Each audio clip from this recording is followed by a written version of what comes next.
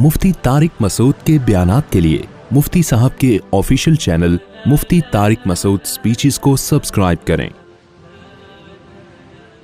खैर, तो अब क्या है जी, अब वो तो हो गया ना। तो मैं ये अर्ज कर रहा था, इस्लाम ने अब क्या लगाई है, जगह जगह पाबंदियां लगाई हैं।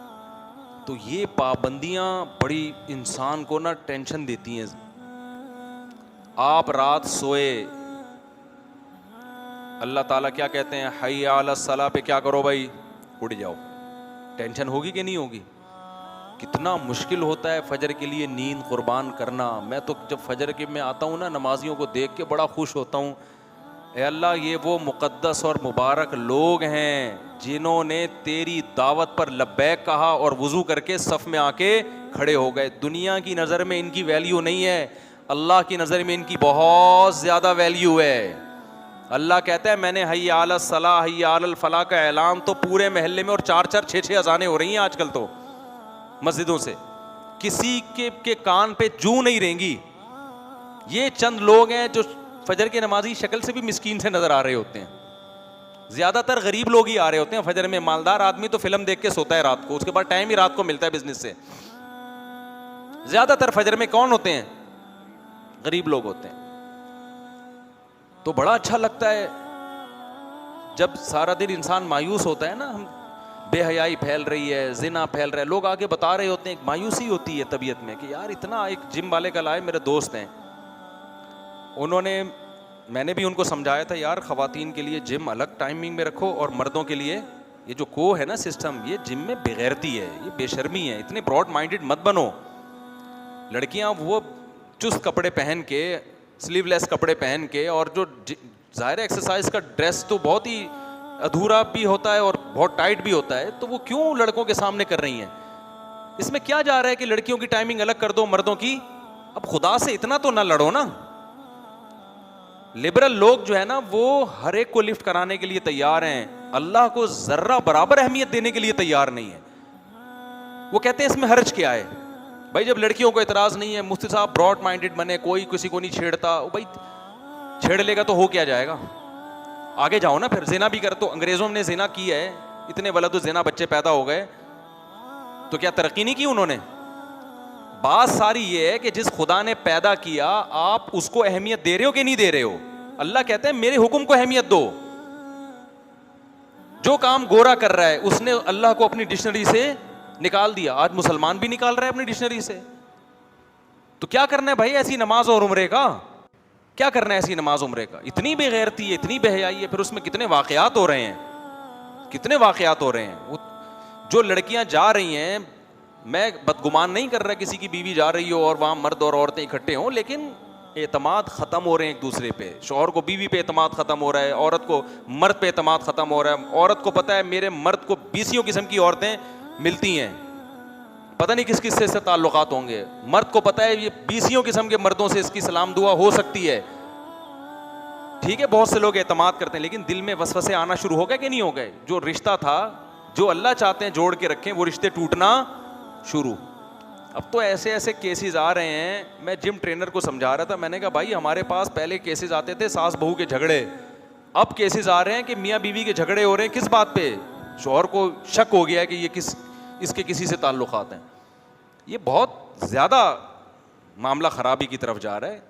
वो झगड़े काबिल बर्दाश्त थे, ये काबिल बर्दाश्त नहीं है कि ना औरत को शौहर पे एतमाद, ना शौहर को औरत पे। तो ये को सिस्टम जो है ना, ये तबाही बर्बादी की तरफ लेके जा रहे हैं हमको। जिसके दिल में खुदा का खौफ होगा, सिर्फ पैसे की हवस नहीं होगी। हम जिम खोलने से थोड़ी मना कर रहे हैं भाई आपको, हम तो तरगीब दे रहे हैं कि काम करो ये, ताकि लड़कों को कोई पॉजिटिव एक्टिविटी मिले, वो जाके ये मोबाइलों की जान छोड़ें या जिम में आए, वर्जिश करें। लेकिन थोड़ी सी तो गैरत कर लो यार, थोड़ी सी गैरत कर लो। तुम मुसलमान हो, तुमने कलमा पढ़ा है, तुम मानते हो कि खुदा को हमने जवाब देना है। तो हम ये भी नहीं कह रहे कि लड़कियों के लिए खोलें ही नहीं, हम कह रहे हैं लड़कियों की टाइमिंग अलग कर दो, लड़कों की टाइमिंग अलग कर दो। इतना तो खुदा को मान लो ना। इसमें थोड़ा सा पैसों का नुकसान होता है तो होने दो भाई, हराम ही कमाना है। अगर गलती करना है तो बंदूक उठाओ, लोगों से माल छीनना शुरू कर दो। फिर नहीं जी, तो वो मेरा दोस्त है बेचारा, मैंने उसको समझाया, वो मानता है अल्हम्दुलिल्लाह, उसने अलग सिस्टम किया। लेकिन उसने कहा मुफ्ती साहब लड़कियों में बेहयाई इतनी फैल गई है, लड़कियां इसको एक्सेप्ट नहीं कर रही हैं। शर्म किसमें, बेगैरती अब मर्दों से ज्यादा किसमें आ रही है? खवातीन में आ रही है। कह रहे हमने एक हफ्ते के लिए जिम बंद किया कि घर मजदूर आके ना रेनोवेट कर रहे हैं उसको, कुछ काम था मजदूरों का, तो हमने कहा मजदूर आएंगे अंदर काम करेंगे, तो खवातीन से हमने इतना कह दिया एक हफ्ता आप छुट्टी कर लें और ये जब रिपेयरिंग पूरी हो जाएगी तो फिर आ जाए। उन्होंने कहा नहीं हम इन्हीं की मौजूदगी में कर लेंगे, हमें छुट्टी नहीं करनी। मजदूर खड़े हुए हैं, आपकी ड्रेसिंग क्या, ज़्यादा उस पर नहीं आदमी बात कर सकता। तो जब खुदा का खौफ बिल्कुल निकल जाए मेरे भाई, तो इजाफा तकल हयाउ फ़फ़अल माशीता। तो ठीक है, लड़कियां जा रही हैं, शर्म निकल रही है, इस शर्म निकलने से सोसाइटी का भी बेड़ा गर्क होगा। और अल्लाह देखो बार बार कुरान में कहता है ला तहसबन्नल्लाह गाफिलन अम्मा यामलुज़ ज़ालिमून।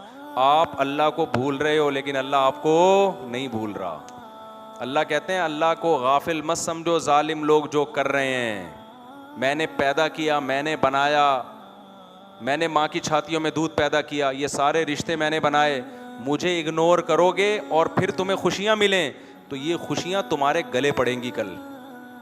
दुश्मन जब किसी को कोई नेमत देता है, लड्डू खिलाता है, तो उस लड्डू के अंदर जहर रख के खिलाता है वो। दोस्त जब कड़वी गोली भी देगा ना, उस कड़वी गोली में फायदा होगा। और दुश्मन जब किसी को लड्डू भी खिला रहा है तो इंसान, अक्लमंद इंसान उस लड्डू खाते हुए 100 दफा सोचता है कि ये लड्डू मेरे दोस्त ने नहीं खिलाया, या किसने खिलाया है? दुश्मन ने। अल्लाह नाफरमानों का दुश्मन है, अल्लाह को मोहब्बत फरमाबरदारों से है। तो जो आप गुनाह करके नेमतों को हासिल कर रहे हो, ये नेमतें, ये नेमत ना समझो, इसमें जहर छुपा हुआ है। खुदा कैसे, अल्लाह कुरान में कह रहा है अम नजअलुल मुत्तकीन कल फुज्जार, जो गुनाहों से बचते हैं और जो गुनाह नहीं करते, जो गुनाह करते हैं और जो नहीं करते, क्या दोनों मेरी नजर में बराबर हो सकते हैं क्या?